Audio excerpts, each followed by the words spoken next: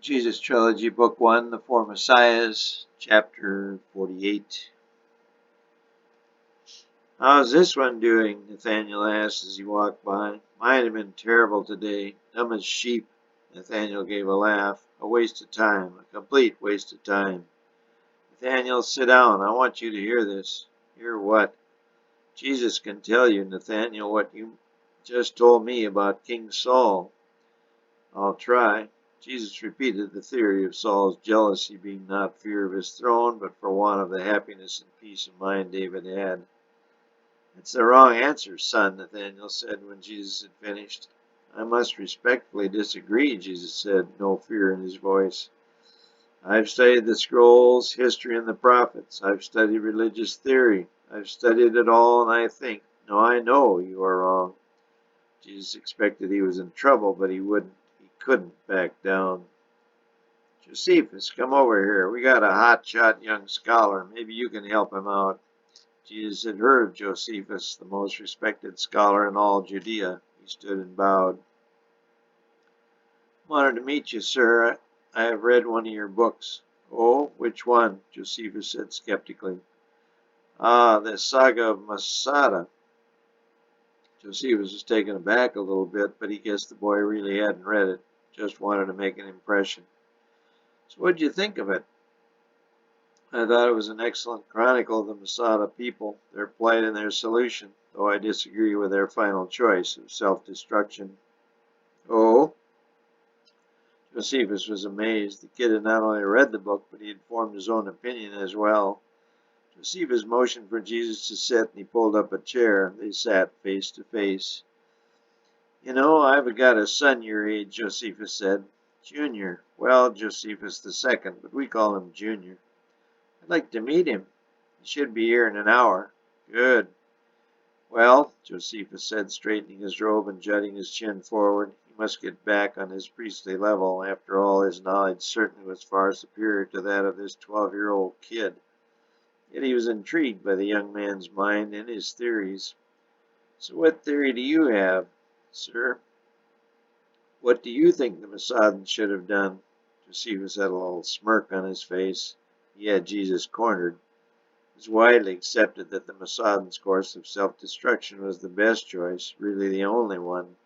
If they had continued, they would have all died anyway. They had marched out of the city gates and fought the Romans head-on.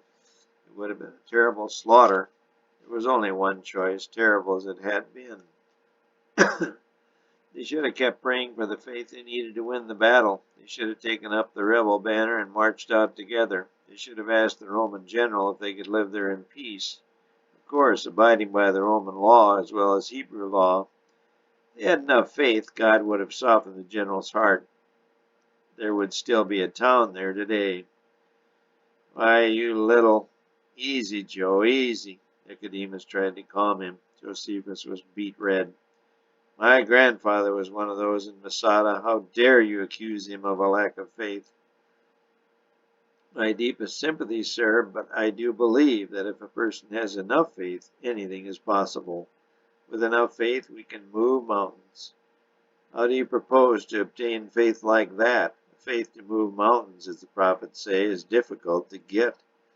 "I had an uncle there at Masada. He was a man of great faith, and I do think he made the right decision. I think it was God's will," Nicodemus added, assuming control of the conversation from the exasperated Josephus. "I mean no disrespect of any of you. I am deeply sorry for the loss of your relatives, but I must disagree. Faith is acquired through prayer and experience. David is a good example. He prayed daily, asking God's will to be done. He took on tasks with seemingly insurmountable odds and came out a winner time after time. Those experiences built his faith. They gave him confidence in God unmatched in world history.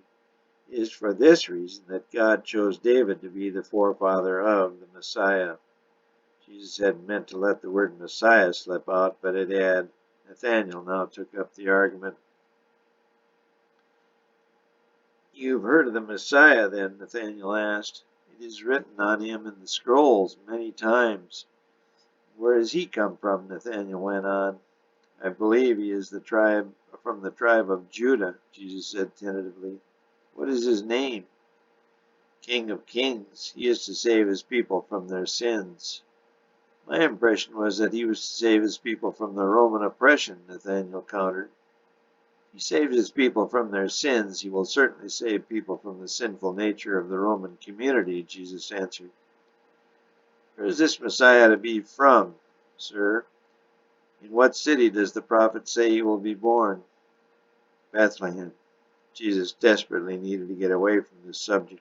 He didn't know if he was to be the Messiah, but even intimating it would mean real trouble.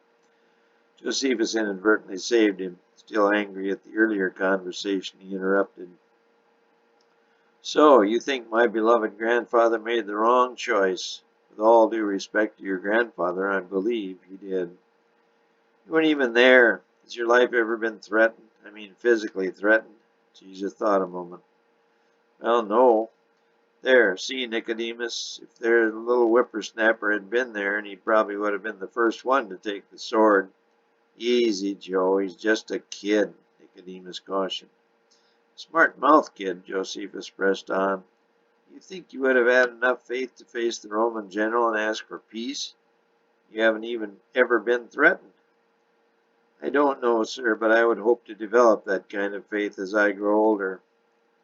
This kid's impossible. Josephus threw up his hands.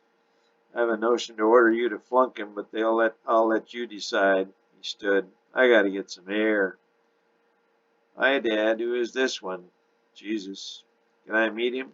Suit yourself. Josephus Jr. took Jesus' hand and shook it vigorously. What are you guys talking about? He asked. I gotta go, Josephus said, and headed for the main entrance for some much-needed air. We're talking about faith, Jesus said. I'm a history buff myself, Junior remarked. Actually, we were just discussing Masada and the choices people had to make there, Nicodemus said. Cool. Have you been there, Jesus? No. You must go. It's a fabulous place, so full of history. My grandfather died there. So your father said. I'll take you there sometime if you'd like, Josephus said. I'd like that very much. The two of them talked and discussed and debated for hours. Nicodemus mostly listened, but occasionally chimed in with a comment or two. The conversation continued over supper and into the evening. Junior was a wealth of information. Jesus was a wealth of theory and reason.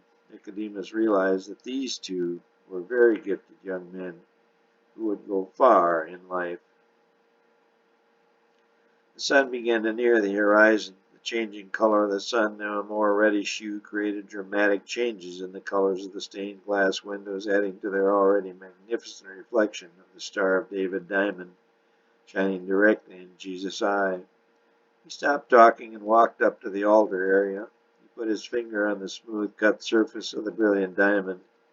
He knelt facing the sun and prayed silently. Dear God, thank you for your love and patience and sustenance. Grant me the wisdom to know your will and the faith to carry it out. The other two were watching.